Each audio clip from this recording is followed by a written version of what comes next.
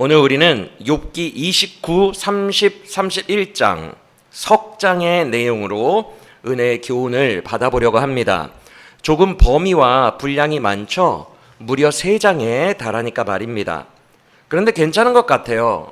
3장의 많은 분량이어도 괜찮은 것 같아요. 왜냐하면 무엇보다도 문맥적으로 볼 때 이 3장을 묶어야 스토리적 이해가 이렇게 잘 됩니다. 딱 하나의 주제를 이렇게 3장이 담고 있거든요. 그래서 문맥적으로 봤을 때 끊고 가는 것보다 3장을 한꺼번에 보는 것이 훨씬 더 이해하기에 좋습니다. 또 하나는 뭐냐 하면 3장을 봐도 어렵지가 않아요. 되게 쉽다고 느껴지는, 다른 욥기 장들에 비해서 쉽다고 느껴지는 그런 부분이기 때문에 3장을 다 오늘 봐도 무방하다라는 생각이 듭니다. 물론 집에서 읽어오실 때 29, 30, 31장 개역성경의 말투 자체는 좀 어려울 수 있어요. 말투가 어려울 수 있어요. 하지만 그런 경우에는 어떻게 하라고 말씀드렸죠? 새번역이나 다른 쉬운 성경들과 함께 놓고 보시면 훨씬 이해하기가 좋습니다. 그래서 말투도 그렇게 어렵지 않고요. 무엇보다 신학적으로 쉬워요. 신학적으로. 사실 욥기를 진짜 어려운 책으로 만드는 것은 신학을 분석해내는 거거든요. 거기에 담긴 신학을. 물론 1차적인 장벽이 있어요. 말투의 장벽이 어려워요. 욥기 자체가 말이 어려워요. 여러분 최근에 이사야서를 읽고 계시면서 이사야서 말 어렵죠? 분명히 이사야서 사경회 때 한번 봤는데도 너무 어렵죠? 예, 그렇게 말이 어려워요. 말이. 이제 이사야서도 똑같이 쉬운 성경들을 다 참고하여 여러 번 읽으면 이해할 수 있어요. 다 이해할 수 있어요. 쉬운 성경 번역본 여러 개 놓고 몇 번을 읽으면 그 문맥이 이해가 갑니다. 무슨 얘기인지. 그런데 욥기도 그렇게 말투가 어렵거든요. 그런데 말투의 장벽을 극복했다고 해봐요. 그래도 어려운 게 욥기입니다. 말투의 장벽을 극복하면 2차 장벽이 나오는데 그게 더 어려워요. 그것이 바로 신학이죠.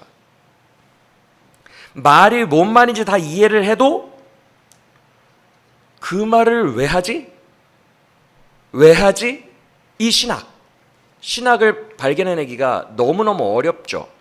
그래서 1차, 2차 장벽이 함께 있는 책이 욥기이기 때문에 특히 2차 장벽인 신학에 마주하면 머리에서 김이 모락모락 나죠. 너무 어려워서. 그런데 오늘 우리가 살펴볼 29, 30, 31장 이 3장만큼은 신학이 너무 쉬워요. 그리고 말투도 뭐 그다지 어렵지 않게 느껴집니다. 왜 이런 말씀을 드리느냐? 뭐 오늘 3장 본다는 게 뭐 그렇게 대단하다고 저렇게 말씀을 하셔? 그거 말하는 게 아니라요. 왜 이렇게 신학이 쉬워졌지? 욥의 신학이 퇴보했나? 라고 독자들이 느끼기 때문입니다. 그래서 이 부분은 또 설명이 필요해요. 되게 퇴보한 것처럼 느껴지고요. 욥이 다시 원초적인 수준으로 돌아갔나? 라고까지 독자들이 느껴질 정도예요. 엄청 쉬워요. 왜 그럴까? 여러분 그 이유가 있습니다. 오늘 우리가 한 방에 묶은 이 29, 30, 31장은요. 욥의 최후 변론 파트예요. 재판을 하면 피고인 최후 변론하세요. 판사가 그러죠. 제일 마지막에 피고인 최후 변론하세요. 그러면요 여러분 법정에서도 최후 변론 나오면 긴장감이 뚝 떨어져요. 그 전이 재밌어요. 검사와 변호인이 막 증거 자료를 막 내세우면서 서로를 논리적으로 압박하고 막 이렇게 무슨 싸움이 일어나듯이 그런 그 중간 과정이 너무 재밌거든요. 증거 제시하고 막 논리적으로 계속 승부하고. 그러다가 최후 변론하세요. 그러면 다들 이제 재미없어요. 왜? 최후 변론은 그렇게 자극적이고 막 그런 내용이 전혀 아닙니다. 당신이 원하는 걸 얘기하세요. 그러면 피고인이 저는 그러함으로 무죄임을 주장합니다. 이러면 끝입니다. 최후 변론이. 맞습니까? 그게 뭐가 재밌어요? 너무 쉽죠. 어려울 게 하나도 없죠.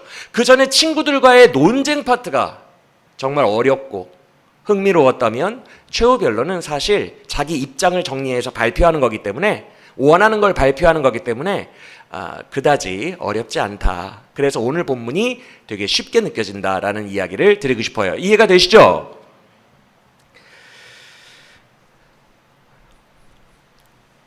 즉 이런 거예요. 욥은 그동안 세 친구들과 되게 논쟁을 해왔어요. 치열하게 논쟁을 하면서 자연스럽게 그 논쟁 속에서 욥의 신학이 성장해 갔던 거예요. 자연스럽게 그 싸움 속에서 점점 더 주권 사상 쪽으로 옮겨갔고 인격적인 신앙 쪽으로 점점 더 옮겨갔어요. 강화되어 갔었어요. 우리는 그 장면을 보면서 그동안 해석해 오면서 놀랐죠. 와, 욥의 신학이 엄청나게 성장하고 있구나, 상승하고 있구나. 독자들 입장에서 와, 여기까지 나아갔다고 대단하다라며 우리는 그동안 굉장히 이렇게 두근두근하는 마음으로 욥의 상승을 바라봐 왔었어요. 그런데 우리가 한 가지 잊지 말아야 하고 견지해야 될 게 뭐냐면 욥이 신학이 계속 상승해 왔지만 그의 입장은 늘 똑같았다는 거예요. 그게 뭐냐면 나는 하나님과 재판을 끝까지 밀어붙이겠다는 거예요. 맞아요? 다만 그것이 6장 7장 초반에는 되게 비인격적이고 기계적인 재판이라고 했다면 뒷부분 20장 넘어가면서부터는 되게 인격적으로 나와 하나님 간에 대화하겠다, 이렇게 인격적으로 그런 기계적 재판에서 좀 모양이 바뀌긴 했지만 그래도 초지일관 욥의 입장은 똑같았어요. 나는 재판을 끝까지 밀어붙이겠다. 맞습니까? 그러니까 오늘 본문 정도의 위치에서 최후 변론 한번 나와줘야 되는 거예요. 하나님 등장하시기 전에. 이해가 되시죠? 욥의 입장 정리.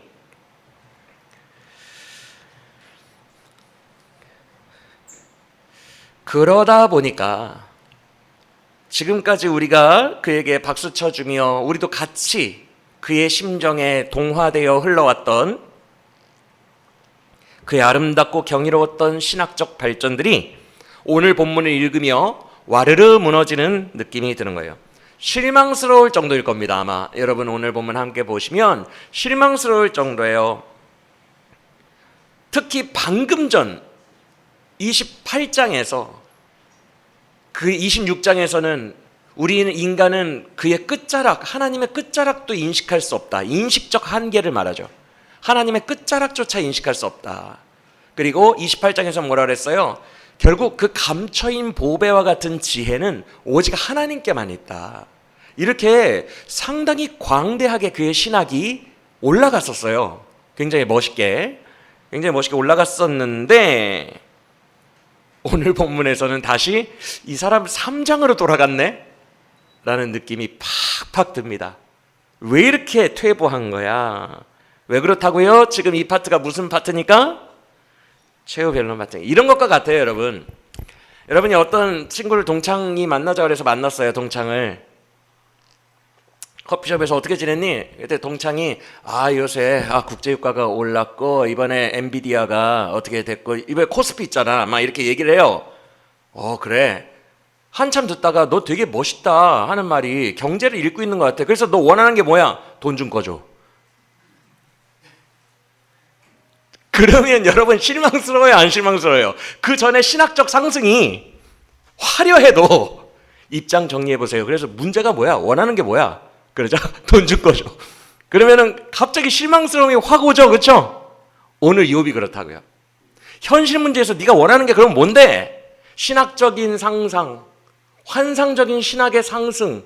여기서 갑자기 옆에서 툭 치더니 현실적으로 원하는 게 뭔데? 입장 내봐. 그럼 뭐 원하는 게 뭐야? 그러자 갑자기 뚝 떨어지면서 자기가 원하는 아주 땅의 것을, 다시 원초적인 것을 얘기한 거예요. 이해가 되십니까?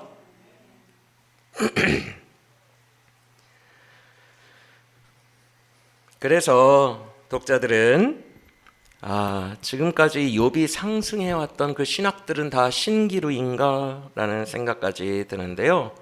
그렇지 않아요. 방금 설명해드린 그 이유 때문입니다.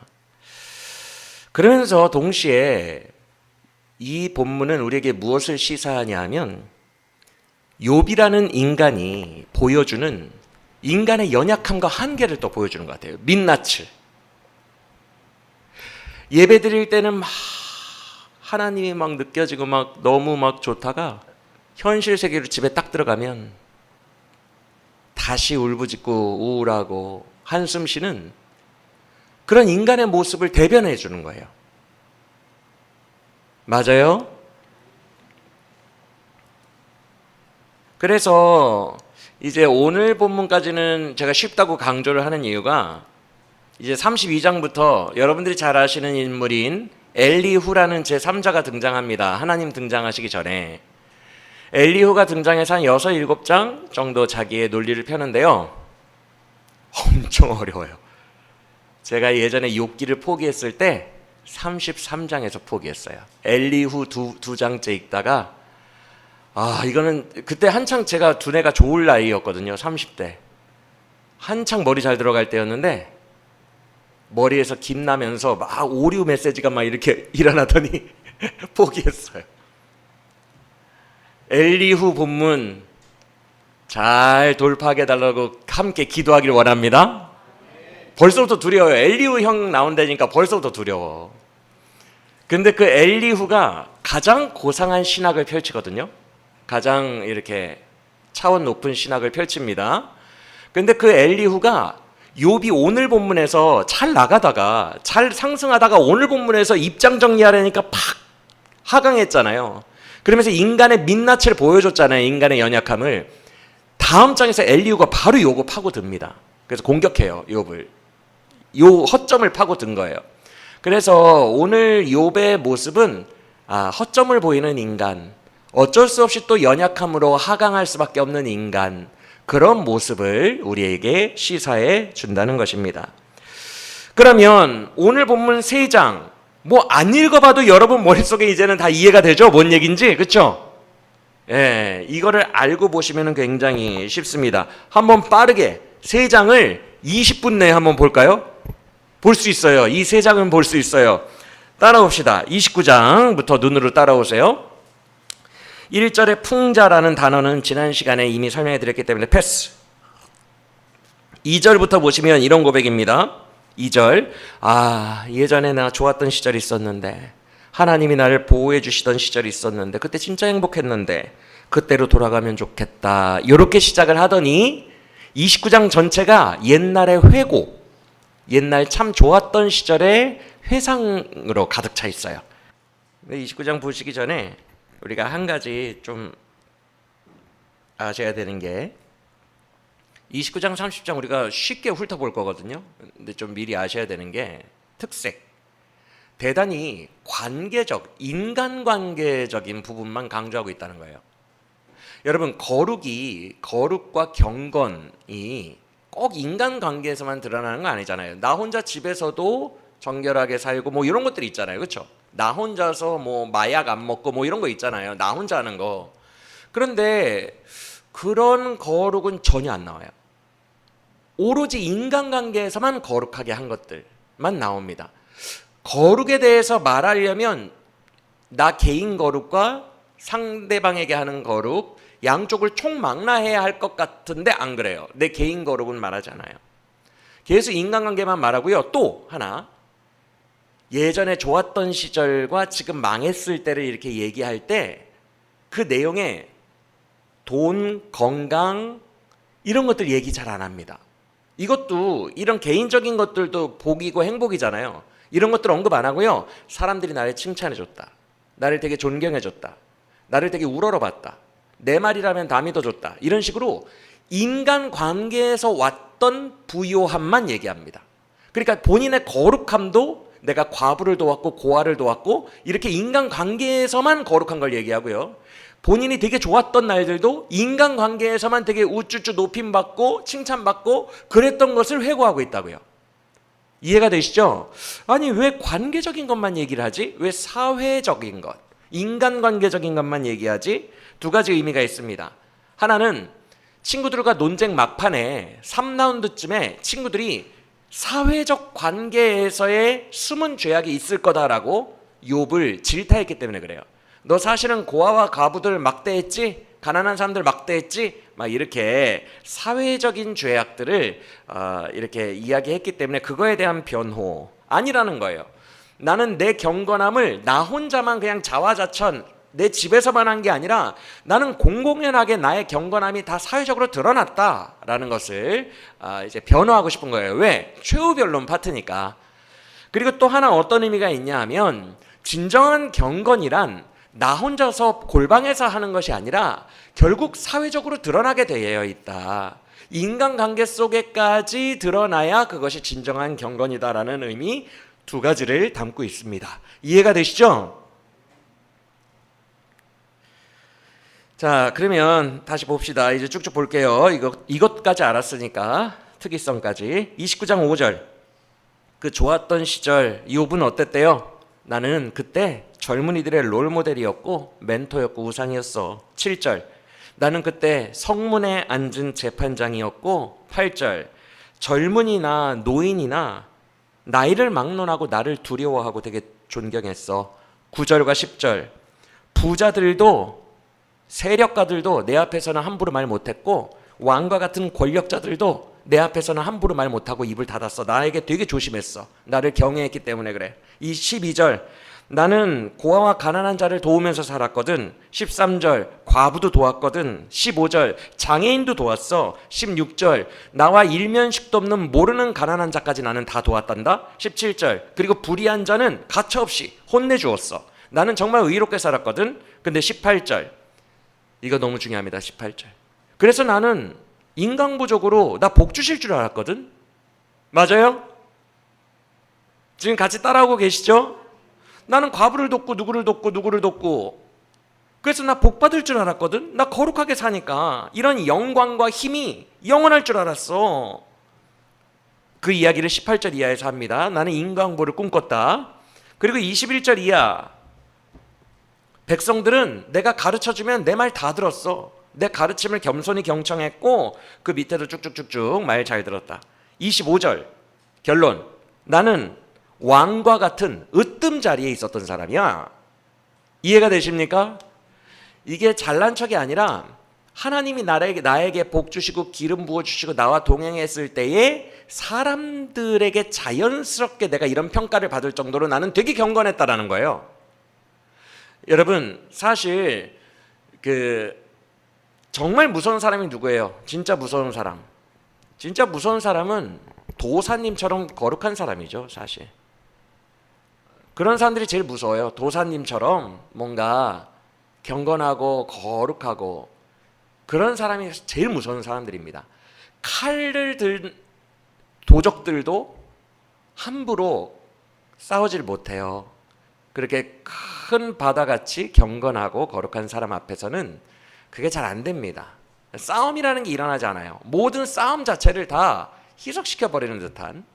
그래서 욥이 지금 이런 말을 하는 이유는 나는 왕과 같은 으뜸의 자리에 있었어. 그때 이건 잘난 척이 아니라 내가 얼마나 거룩하게 살았으면 사람들이 나에게 그렇게 했겠니? 내가 얼마나 거룩했으면 그들이 나를 이렇게 존경하겠어? 라는 어떤 반어법적으로 설명해주고 입증하는 겁니다. 이해가 되시죠? 그러더니 29장은 주로 어떤 내용이에요? 여러분 29장 되게 쉽게 읽혔죠, 그렇죠? 29장은 어떤 내용이에요? 나 옛날에 잘 나갔어. 근데 30장 보세요. 첫 단어가 뭐예요? 그러나. 이제 30장은 나 이제 못 나가. 그 29장과 나를 극적으로 대비시키고 있는 거예요, 지금. 그렇게 잘 나가던 내가 이 지경이 됐어 라고 극과 극을 일부러 말해서 자기를 더 이렇게 드러내는 거예요. 자기의 지금 상황이 굉장히 극적이라는 것을 드러내고 있는 거거든요. 30장 봅시다. 1절 보시면 어른도 나에게 존경하고 왕들도 내 앞에서는 입을 가리고 나에게 조심했건만 지금 나는 어른도 아니고 애기들한테 비웃음 당하는 처지다. 그런데 그 젊은이들의 출신 성분이 과거에 내 양떼를 지키는 목자도 아니고 양떼를 지키는 개의 노예까지도 안 될 정도의 천민들의 자식들이 지금 나를 엄청나게 비웃고 있다. 그러면서 그 자기를 비웃고 대적하는 자들의 출신 성분이 굉장히 천하다는 얘기를 2절부터 8절까지 하고 있어요.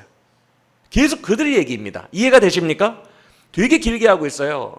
이게 왜 이러냐면 그들이 뭐 천하다고 무시하는 욥 그게 아니라 극적 대비를 시키는 거예요. 왕들도 내 앞에서는 입을 가리고 되게 존경받던 내가 어느 날 갑자기 이 땅에서 가장 천한 자들의 자식들에게, 애들에게 조롱과 비웃음을 당하는 처지가 되었다라고 극적 대비를 시키려고 그런 거예요. 이해가 되시죠?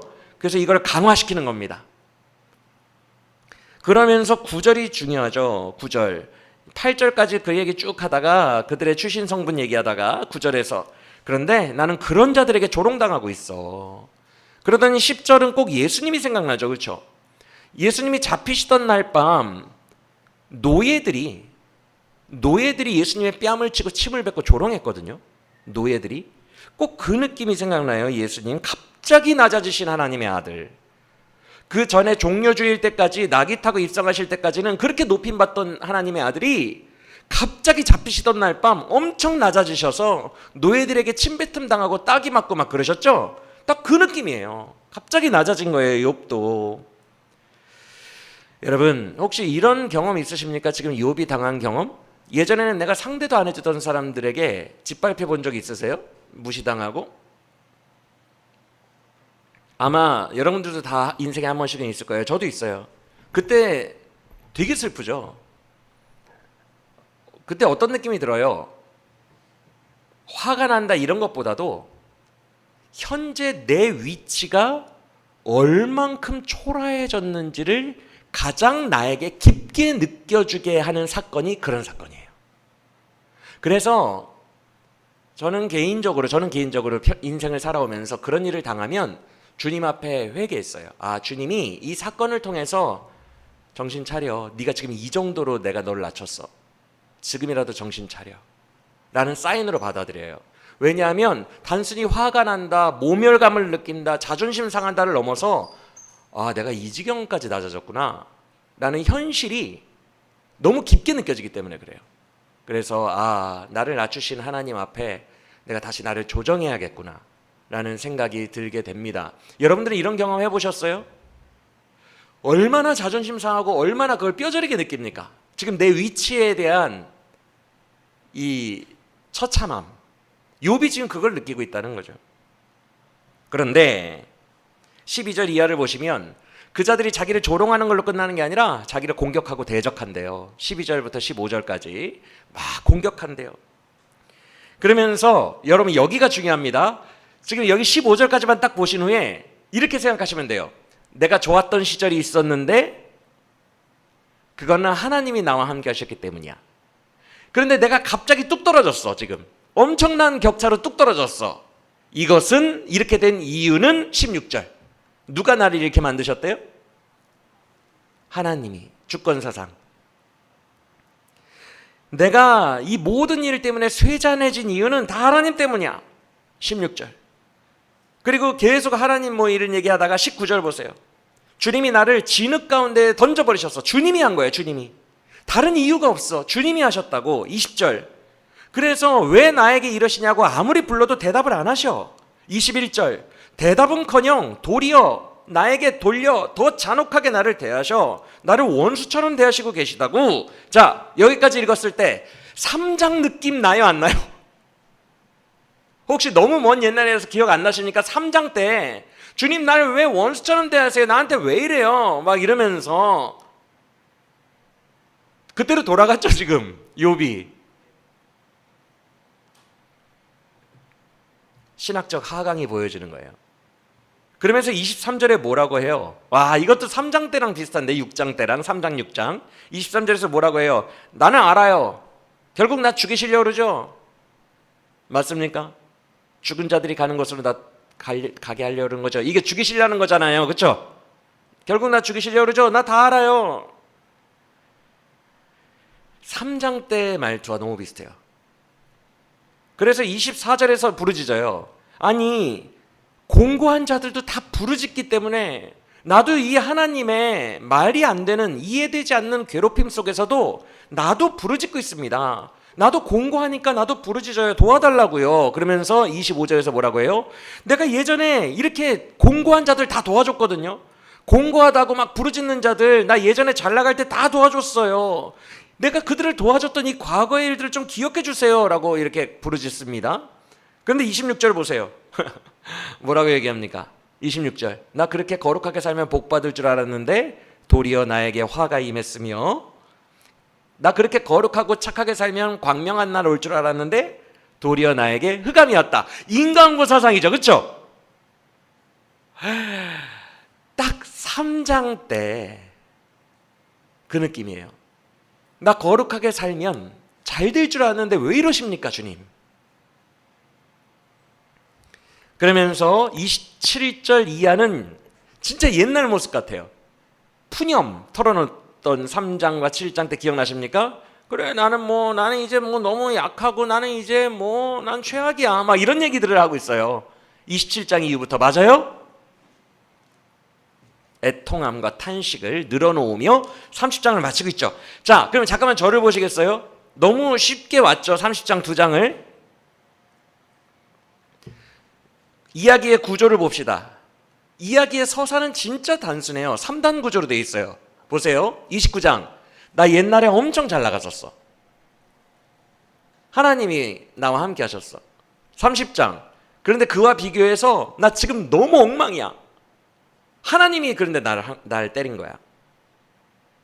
그리고 31장. 왜 때리는데? 라며 31장은 나 의롭게 살았는데? 라는 이야기를 하고 있어요. 이 3단 구조 이해가 됩니까? 너무 쉬운 구조로 되어 있어요. 이 세 장이.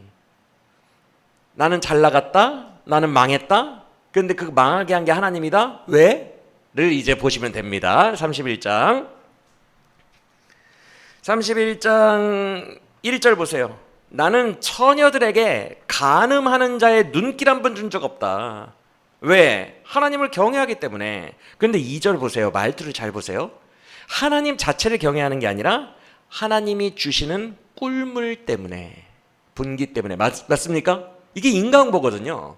하나님 자체가 무서워서 한 게 아니라 하나님이 재앙을 주거나 꿀물을 주거나 하는 그것 때문에 처녀들에게 눈길도 안 줬대요. 경건하게 살았대요. 이해가 되십니까? 우리로 치면 뭐예요? 구원받기 위해 거룩하게 사는 율법주의자들과 똑같죠. 맞습니까? 그리고 5절 이하도 계속 같은 말이에요. 5절 이하 눈으로 쭉쭉 보세요. 나는 누구에게 사기를 치거나 누구를 속인 적도 없어. 만약에 내가 누구에게 사기쳤다면 나는 벌을 받아 마땅해. 7절. 나는 불의를 행한 적 없어. 9절. 나는 유부녀와 간음한 적이 없어. 13절. 나는 노예들의 인권을 박해한 적이 없어. 즉 자기는 이 모든 일에 죄 지은 적이 없대요. 그러면서 계속 말투가 똑같아요. 만약 죄 졌다면 하나님이 나를 벌 주셔도 마땅해. 그리고 15절 보세요. 하나님이 나를 너무나도 잘 아시지. 14, 15절. 하나님이 나를 너무나도 잘 아시고 CCTV처럼 내 삶을 지켜보고 계시기 때문에 나는 하나님을 시선을 의식해서 나 되게 깔끔하게 살아왔어. 16절 같은 말입니다. 과부와 고아가 보이면 도왔고. 23절도 보세요. 왜 그렇게 착하게 살았대요? 인과응보입니다. 하나님의 재앙이 두려워서 착하게 살았다. 맞습니까?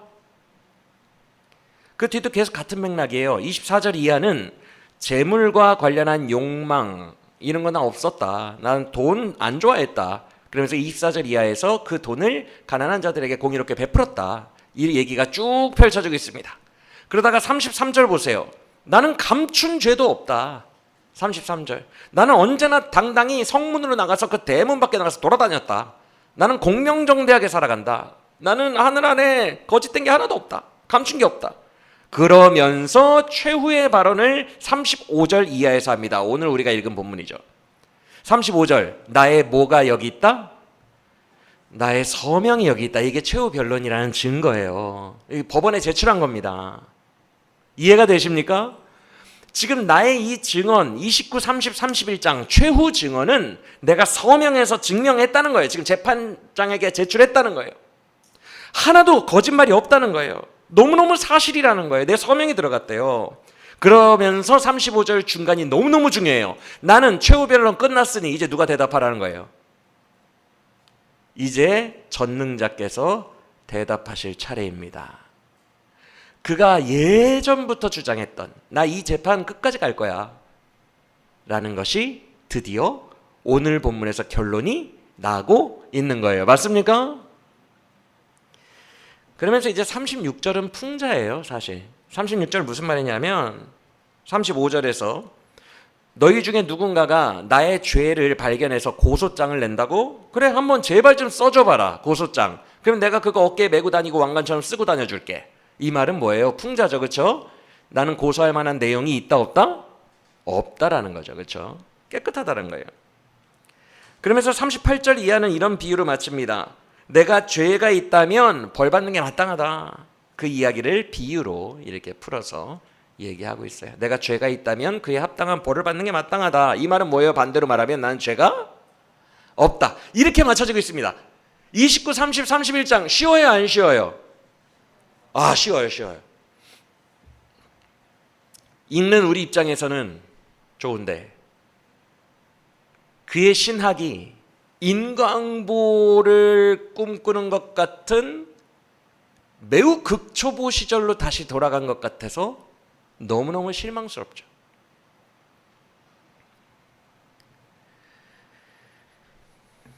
하나님이 나는 잘 나갔는데 나를 망하게 한 게 하나님인데 나는 망할 이유가 없으니까 대답해 보세요.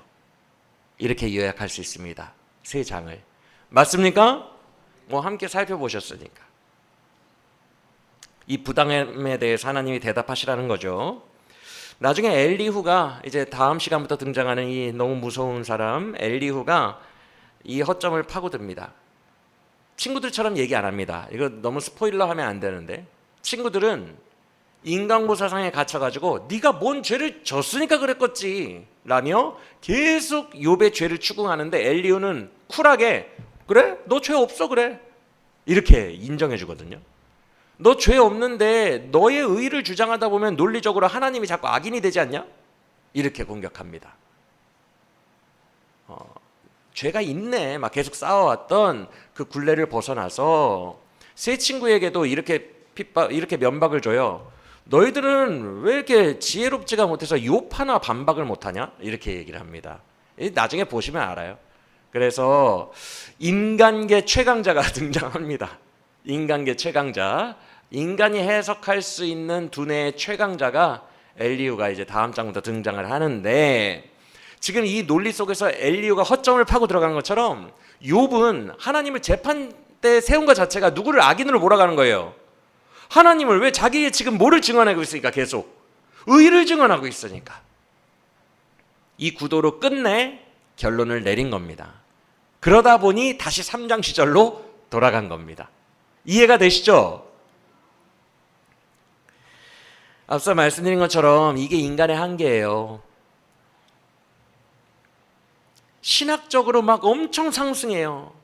예배에 와서 막 사경회 같은 데서 말씀드리면 막 깨달아지고 막 엄청 높아집니다. 그러다가 내 삶의 현실로 돌아가면 언제나 그 작은 현실의 눈을 다시 빼앗기게 돼요. 그래서 다시 3장으로 돌아가는 거죠.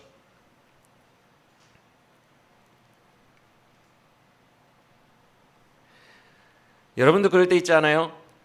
예를 들어서 이런 것과 같아요. 한 개척교회 목사님이 성도들도 없는 그 시골교회에서 너무 이렇게 힘들어가지고 막 기도를 하고 있는데 주님이 마음속에 세계지도를 딱 펼쳐주시더니 내가 너희 교회에 10,000명을 보내주리라. 이 10,000명이 세계를 점령하러 복음으로 점령하러 다니리라 라는 비전을 줘요. 막 그때는 꿈꾸는 것 같죠. 막 그렇죠? 뭉게뭉게 구름 위를 걷는 것 같고 막 눈물 나고 주님의 비전을 내 마음 나 같은 자의 마음에 주시니 감사합니다. 그런데 옆에서 누가 툭툭 쳐요. 목사님 왜요? 지금 교인들 다 왔으니까 예배 시작하세요. 그래서 딱 보니까 농사일에 까맣게 얼굴이 그을린 할아버지 세 분 와서 꼬박꼬박 졸고 계셔. 방금 전에 10,000명과 세계지도를 비전을 주신 하나님인데 툭툭 깨우는 겁니다. 그래서 네 현실은 뭔데? 그래서 다시 교회를 보니 그 전까지의 뭉게뭉게 올라왔던 그 상승했던 신학이 다 물거품이 되는 것 같은 느낌. 울적해지죠. 이게 현실 문제예요. 우리도 너무 은혜로운 예배를 드리면 드릴수록 어떻게 되는 느낌을 가져요? 너무 은혜로운 예배를 드리고 막 구름 위를 걷는 것 같은 은혜를 받고 집에 딱 돌아가는데 집안 꼴이 똑같아. 격하게 공감하시. 집안꼴이 똑같아. 그러면 다시 현실 문제 앞에서 아무것도 변하지 않은 나의 상황과 현실 앞에서 다시 울적함이 밀려와요, 안 밀려와요? 밀려와요. 이게 인간이에요. 다 그래요, 우리.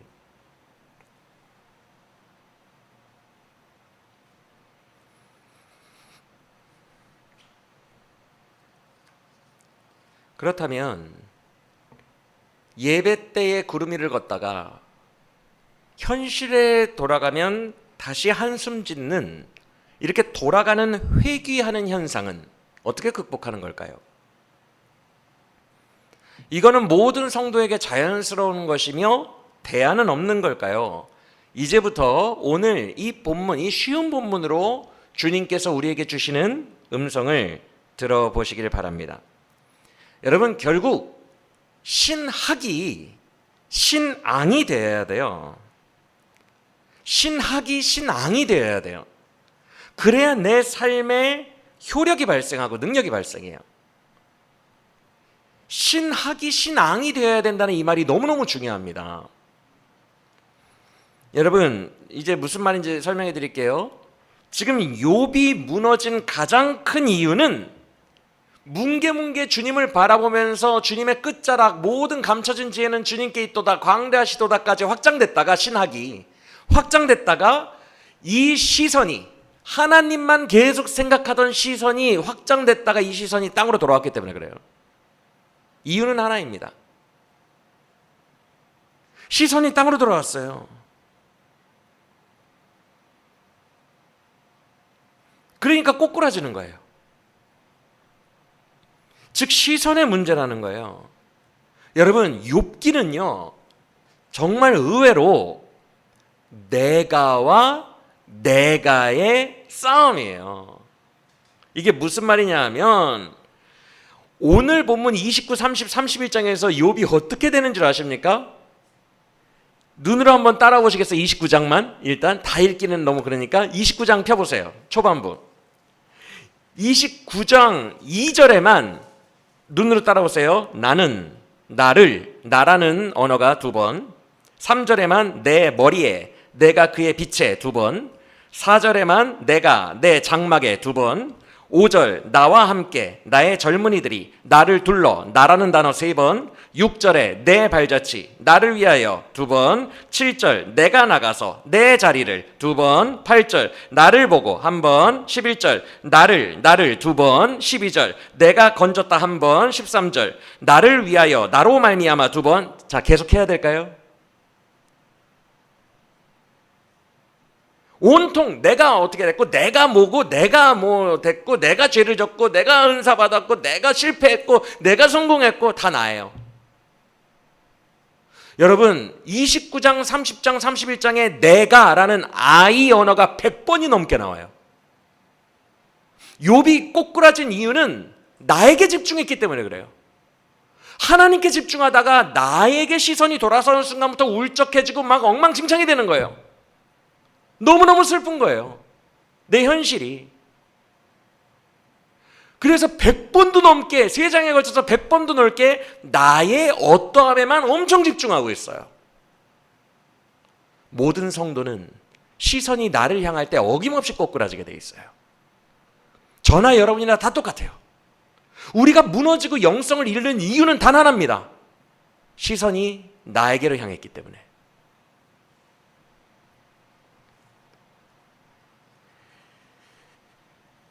아니 28장까지 하나님만 바라보니까 막 하나님은 끝도 없으시고 막 지혜가 넘치고 막 화려하고 아름다운 신학들을 막 하나님만 보니까 펼쳐놓던 욥이, 그래서 툭툭 치면서 당신 현실 결론이 뭔데? 입장이 뭔데? 최후 변론 해봐. 그러니까 갑자기 다시 내 현실을 묵상하기 시작하는 거예요. 그래서 내가 나에 집중하다 보니까 하나님이 어느덧 나쁜 분이 되어 있는 겁니다. 막 억울한 거예요. 내 삶을 묵상하다 보니까 억울하고 속상하고 서운하고 울적한 감정들이 나를 지배하기 시작하는 거예요. 왜? 나에게 일어나는 현상, 눈에 보이는 상황, 나, 이게 인간들이 가장 속는 거거든요. 함정, 현상, 상황, 눈에 보이는 나, 너, 인간.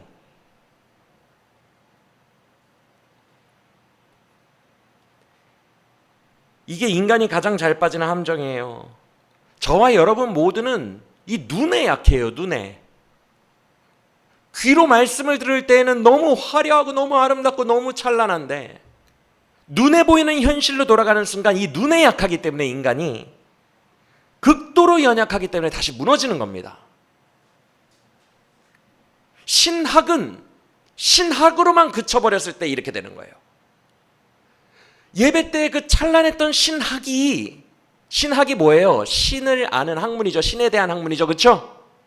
예배 때 그렇게 신에 대해서 잘 알았던 그 신학이 내 삶으로 왔을 때 신앙으로 믿음으로 유지돼야 되는데 시선이 돌아가는 순간 바로 다운되기 시작하는 거예요. 그런데 놀랍게도 여러분 욥이 지금 100번도 넘게 오늘 본문에서만 100번도 넘게 내가 계속 나만 찾았죠. 그렇죠? 그러면 여러분 잘 들으세요. 여러분들도 이럴 때 있잖아요. 하나님 앞에 주님 내가요 너무 지금 슬프거든요. 왜냐하면 내가요 그때 그렇게 했었는데 지금 내 형편이요 지금 이렇잖아요. 너무너무 서운하고 슬프고 답답하거든요. 주님 나에 대해서 얘기해 주세요라고 내가 말한 후에 나에 대해서 답 좀 주세요라고 하잖아요. 우리도 그러잖아요. 그런데 하나님이 내가로 말하는 욥에게 절대 그래 네가 비교적 잘했지 라며 욥이 말하는 그 말투에 단 한마디도 대답 안 해주십니다. 이게 하나님이에요. 이게 욥의 깊이예요. 욥기의 깊이예요. 엄청나게 깊이 있는 책인 거예요. 욥은 내가 설명해 달라고 해요. 나에 대해서. 근데 하나님은 38장 이후에 그거에 대한 설명 하나도 안 하시고 이렇게 말씀하십니다. 누가 이 세계를 지었느냐? 누가 바다를 펼쳤느냐? 주님도 누구 얘기만 하는 거예요? 계속? 내가. 이해가 되십니까? 그래서 욥기는 내가와 내가의 싸움이에요. 욥은 자꾸만 내가 나 하고 있는데 하나님은 그랬어 그래 너가라고 얘기 절대 안 해주시고 하나님이 하는 말은 무조건 내가예요. 누가 이걸 지었느냐? 누가 이걸 만들었느냐? 누가 이걸 정했느냐? 나 아니냐? 내가 이걸 정할 때 너는 어디 있었느냐? 네가 정했느냐 이걸? 이 말씀만 하십니다. 그러니까 욥기를 읽을 때에 많은 사람들이 욥기를 어려워하는 이유가 이게 논리적 흐름대로라면 욥이 막 고통을 당하면 고난의 이유를 하나님이 마지막에 클라이막스에 딱 설명해주고 끝나기를 바라거든요. 근데 그게 아니라 내가라고 전진해온 욥에게 내가라고 받아치고 끝나버려요. 그러니까 욥기가 어렵다고 느끼는 거예요. 독자들이. 설명이 없이 마치 싸우듯이 양쪽이 내가만 하다가 끝나요. 그 어떤 설명도 해주지 않습니다. 욥에게. 이것이 욥기가 담고 있는 엄청나게 깊은 신학이에요. 여러분 우리는 주님이 나의 삶에 대해서 설명해 주길 원해요.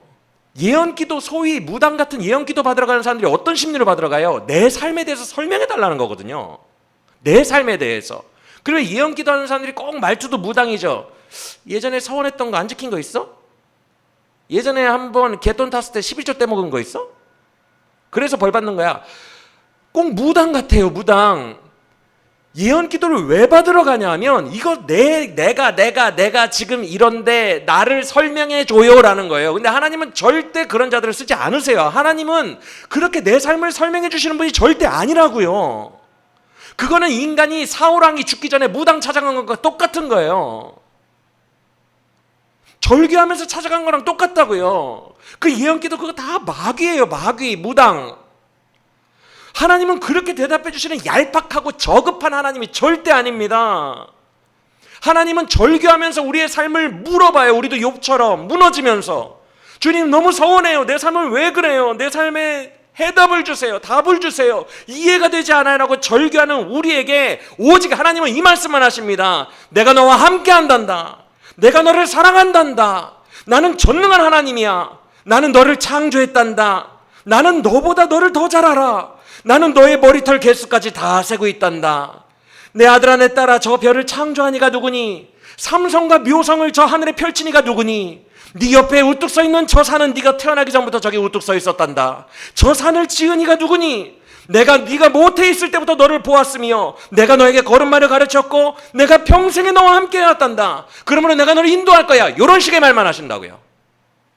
이게 하나님의 스케일이에요. 무당이 아니라고요. 하나님은 엄청나게 광대하세요. 그리고 그 정도 입증으로 충분하신 분이에요. 믿습니까? 여러분의 삶에서도 이런 일들이 일어날 겁니다. 내가 나에게 너무 집중을 해서 막 울면서 절규하면서 주님 내 삶은 왜 이렇습니까? 내 삶엔 답이 안 보입니다. 내 삶을 좀 해석해 주세요라고 절규할 때 하나님이 네가 11조 안에서 그래 이렇게 말씀하시는 분이 아니라 무당 같은 분이 아니라 내가 너와 함께 한단다. 내가 너를 지었단다. 내가 너보다 너를 더 잘 안단다. 나는 결코 너를 포기하지 않아. 이런 말씀만 하신다고요. 믿습니까? 할렐루야. 그래서 신비주의 무당 예언기도 같은 거는 다 하나님을 인간의 차원으로 끌어내린 거예요. 인간의 니드에 이렇게 합당하게 서비스를 제공해 주는 겁니다. 부적 주는 것과 똑같아요. 무당이 부적 주는 것과 똑같으니까 예언기도 신비주의는 이제는 좀 이제 분별하시고 그건 진짜 아니구나. 거대하신 하나님이 그럴 리가 없구나 라고 생각을 하시면 좋겠어요. 하나님은 하나님다우신 분입니다. 하나님은 정말 광대하시고요. 하나님은 정말 아름다운 말만 하시는 분이고 하나님은 진리만 말씀하시는 분이에요. 할렐루야. 그래서 여러분 내가와 내가의 전쟁이에요. 우리의 시선이 땅으로 내려와 버리니까 내 상황에 집중되고 나에게 집중되니까 모든 어두움들이 내 마음을 장악하기 시작해요. 그래서 내 현실의 삶에서도 나의 시선을 하나님께 고정하는 것이 너무너무 중요하고요. 현실에 돌아와서도 시선이 유지되는 것을 신학이 신앙이 된다는 거예요. 할렐루야. 그래야만 우리의 삶에 승리할 수 있어요. 예배 때 만난 그 하나님을 내 삶에서도 믿어야 돼요. 하나님이 이 안에 딱 계셔야 돼요. 예배 때 만난 하나님이 내 안에 계셔야 돼요. 설명해 주지 않아도 돼요. 주님 왜 짜장면 먹으러 갔는데 짜장면집이 닫았나요? 이 무더위에 폭염에 여기까지 걸어왔는데 설명하실 필요 없어요. 짜장면집 폭염에 달려가서 문 닫던 말던 내 안에 그분이 계시는 게 너무너무 중요한 거예요. 할렐루야. 모든 상황과 환경과 모든 인과 관계를 왜 주님이 설명해 줘야 됩니까? 그냥 나는 여기에 내가 신학적으로 만난 그 하나님, 나와 함께 하시는 광대하신 하나님, 나를 포기하지 않으신다는 그 하나님 여기에 딱 믿고 어떤 환경과 상황이 내 앞에 펼쳐지든 여기 안에 계신 하나님만 굳세게 붙들고 그와 함께 동행하면서 사는 겁니다. 할렐루야. 그게 신앙이에요. 그래야 우리의 삶에 능력이 있어요. 우리의 삶에서 승리할 수 있어요. 내 삶이 아닌 주를 바라보시기를 축원합니다. 그리고 승리와 능력뿐만이 아니라 제일 중요한 게 자유케 돼요. 자유함이 있어요. 자유함이. 모든 인과관계로부터 인생의 성공과 실패로부터 자유함이 있어요. 여러분 내가의 함정이 얼마나 심각한 줄 아십니까? 오늘날 수많은 사람들이 믿는 사람들조차 내가의 함정에 빠져 있어요. 이것이 감옥과 같아요. 아까 29장 30장에서 욥이 한 말 기억하세요. 내가 고아와 가부를 도왔던 이유는 안 도우면 당신이 나에게 재앙을 내릴까 하여. 얼마나 이런 공포 속에서 살아갑니까?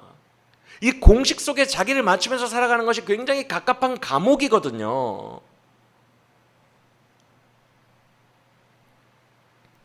많은 사람들이 그럼에도 불구하고 스스로 만든 감옥에 빠져서 자기를 묵상하면서 살아가요. 그래서 신년 초 말씀이 뭐였는지 기억나십니까? 뭐라고 하셨어요? 주님이 백날 여기서 고래고래 소리 지르면서 방언으로 기도하고 떠들고 해봐야 아무 의미 없다고. 내가 역사해야 예배도 살아나. 결국 내 소관이야. 전쟁에 능하신 여호와 소관이고 내 주권이야. 내가 원하는 때에 내가 알아서, 내가 가장 적합한 때에 내가 알아서 부흥시켜 줄 거야. 어차피 내가 해. 네가 고래고래 소리 지르든 말든 아무 상관없어. 그러니까 어차피 일하는 이는 여호와이시니까, 인간이 사람의 마음으로 아무리 많은 일을 계획할지라도 그 일을 성취하시는 이는 여호와시니까, 너는 주변을 다 모래로 만들어 놓고 나만 바라봐, 올인해 라고 말씀하신 게 신년 예배였잖아요. 맞습니까? 사람들이 다 내가 종교에 너무 많이 빠져있기 때문에, 내가 감옥과 내가 우상에 너무 빠져있기 때문에 하나님이 그런 거 다 필요 없으니까 모래로 바라보고 나만 바라보라고 얘기한 거예요. 이게 우리의 고질병이라서 그래요. 눈에 약한 우리, 고질병이라서 주님이 그러신 거예요. 그래서 우리가 어떤 감옥에 빠져요? 주님, 나 죄 졌는데요? 나 죄 이번에 안 졌는데요? 저 목사님은 은사가 많고 능력이 많다던데요? 반대로 저 목사님은 능력이 없고 설교도 재미없고 잘 못하는데요? 주님, 나 이번 주는 설교 되게 잘했는데요? 주님, 이번 주는 설교 망했어요. 주님, 이번 주는 찬양인도 하는데 몇 사람이 울었어요. 주님, 이번에는 찬양인도 하는데 다들 졸고 있었어요. 주님, 이번 주는 예배 분위기 너무 좋았는데요? 주님, 이번 주에는 예배 분위기 엄청 최악이었어요. 주님, 나 이번에는 헌금 냈다요? 주님, 나 이번에는 헌금 안 냈어요. 온통 나예요, 나. 내가 은사가 있냐, 누가 은사가 있냐, 내가 헌금 냈냐, 내가 죄 졌냐, 내가 어떠했냐, 예배 분위기가 어땠냐, 나를 보는 눈이 어땠냐, 다 나예요. 스스로 감옥에 빠져서 울고 웃고 있어요. 내가 설교 잘한 날은 웃고, 사람들이 박수 친 날은 웃고, 내가 설교 못하고 내려간 날은 울고, 감옥에 갇혀서. 그게 내가 종교예요. 시선이 온통 나에게 향해 있다고요. 그러면 여러분, 감옥에 갇혀요. 자유하지 못해요. 일희일비합니다. 그 좁은 곳에서 나 혼자 내가 만들어 놓은 공식 속에서, 나는 이번 주에 죄를 비교적 안 졌으니까 이번 주일 예배는 더 은혜를 주시겠지? 누가 그래요? 본인이 만든 공식이지. 나 이번 주에는 죄를 많이 졌으니까 이번 주 예배 때는 주님 보러 낯도 없어, 나는 그냥 이번 주 예배는 포기해야지. 누가 그래요? 본인이 만든 생각이지.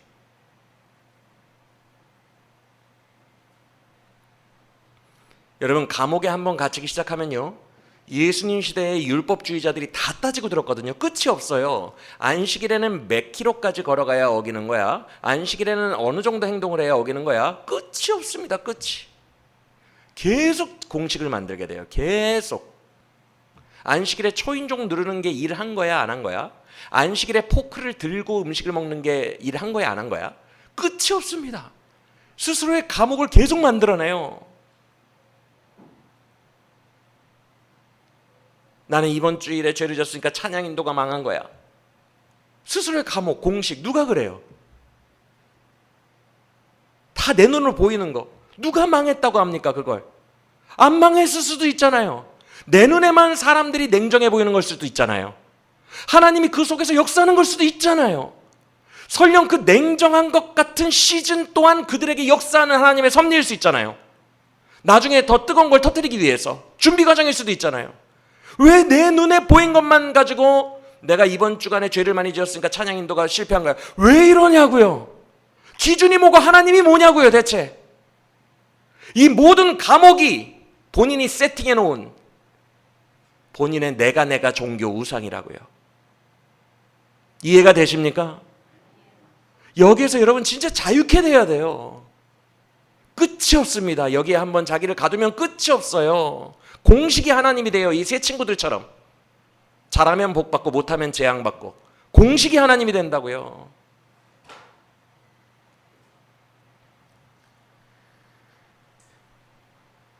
오늘날 우리 모두의 고질병, 한국교회의 고질병, 내가 인간의 어떠함에 되게 집중하는 거. 내가 죄를 졌다, 내가 은사가 있다, 내가 은사가 없다, 내가 여기를 갔다, 내가 이 사람을 만났다, 저 사람은 어떻다, 이 사람은 어떻다, 인간의 어떠함에만 온통 집중하는 고질병, 여기에서 벗어나는 우리 모두가 되시기를 간절히 원합니다. 여러분, 우리의 어떠함보다 더 중요한 것은 하나님의 어떠함이에요. 우리는 나를 묵상하는 걸 그만하고 내가 하나님이 아니잖아요. 예를 들어서 내가 찬양 인도를 하는데 사람들의 얼굴이 냉랭하다고 해서 그 사람들의 속마음을 내가 어떻게 아냐고요. 어떻게 결론을 내리냐고요. 내가 하나님도 아닌데. 모르는 거잖아요. 어차피 나는 몰라요. 나는 지극히 작은 미물이에요. 하나님이 하신다고요. 어차피. 그래서 나는 나를 묵상하는 걸 그만해야 돼요. 예배 때만 하나님 생각하는 것이 아니라 세상에 나와서도 이 안에 하나님이랑 꽉 같이 있어야 돼요. 그 하나님이 내 안에 계셔야 된다고요. 하나님의 어떠하신만을 계속 붙들어야 돼요. 내 삶에 일어나는 환경과 전혀 상관없이. 내 눈에 보이는 거에 속으면 안 돼요. 내 눈도 나를 속인다고요. 여기에 속지 말고 여기 하나님, 내 안에 계신 하나님의 광대하심과 거대하심과 신실하심에 집중하셔야 됩니다. 할렐루야. 그게 경외예요. 여러분, 그걸 경외라고 하지, 욥이 지금 말한 것처럼 저 과부와 고아를 도와준 게요, 주님한테 벌 받을까 봐 무서워서 도와줬어요. 이거는 경외가 아니에요. 주님한테 상 받으려고 착한 일 했어요. 그건 경외가 아니에요. 경외란 내 하나님, 내 안에 계신 내 하나님과 하루하루를 동행하며 지금 이 현장에서 하나님의 뜻대로 사는 것일 뿐입니다. 할렐루야. 그렇게 경외하면서 여러분 안에 계신 하나님과 동행하며 살아갈 때 여러분에게 자유함이 임해요. 근데 자유함보다 더 중요한 게 있어요. 진짜 능력이죠. 참된 능력. 날 묵상해봐야 답이 안 나와요. 하나님의 어떠하심을 바라볼 때, 시선을 그에게로 돌릴 때에 그의 주권과 그의 통치와 그의 나라와 힘과 권세가 나에게 임하는 것을 바라볼 때, 그분을 바라볼 때, 여러분과 함께 하시는 그 광대하신 하나님이 어떤 분이신가를 바라볼 때, 그때 우리에게 믿음의 능력이 임합니다. 할렐루야. 여러분, 제가 최고의 설교 방식 중에 하나라고 인정하는 설교가 있어요. 사실 저는 강혜영 설교자입니다. 강혜영, 설명하고 해서 주제를 뽑아내서 선포하는 강혜영 설교자인데, 그래서 저는 저와 유형이 완전히 다른 설교자가 선포형 설교자예요. 하나님 여러분을 사랑하십니다. 이렇게 선포, 뭔가를 설명해 주지 않고 그냥 팡팡 선포하는 거. 그래서 설교 방식으로는 정반대 라인에 있는 설교 방식인데, 그럼에도 불구하고, 저랑 정반대 라인임에도 불구하고 제가 최고의 설교 방식이다라고 인정하고 존경하고, 나도 그 설교 현장에 가고 싶다라고 생각하는 설교가 있어요. 너무나도 존경스럽고 위대합니다. 바로 대학교 선교단체 CCC의 일대 대표인 김준곤 목사님의 설교입니다. 여러분 혹시 CCC 들어보셨어요? CCC? 그게 무슨 약자예요? 캠퍼스 크리스찬 커뮤니티예요? 몰라요. 저도 안 알아봤어. 하여튼 CCC, 캠퍼스 선교하는 단체죠. 건강도 수치에서 95점, 2등이 나왔어요. 2등. 어린이 전도협회가 1등, CCC가 2등. 그런데 참 건강하게 사역하는 대학교 선교단체고, 지금까지도 잡음이 없어요. 오직 잡음이라고 하면 초교파 단체이기 때문에 복음이 조금 약할 수 있다, 요 정도 거의 잡음이 없습니다. 아주 깨끗한 단체예요, CCC. 그런데 이 김준곤 목사님이 한국 CCC 1대 대표인데 얼마나 대단한 분이냐고 하면 한국 기독교 전체의 최고로 위대한 목사 10명을 꼽는다면 그 안에 들어갑니다. 주기철, 한경직, 손양원, 옥한음, 박윤선, 김준곤 10명 안에 들어가요. 엄청난 분입니다.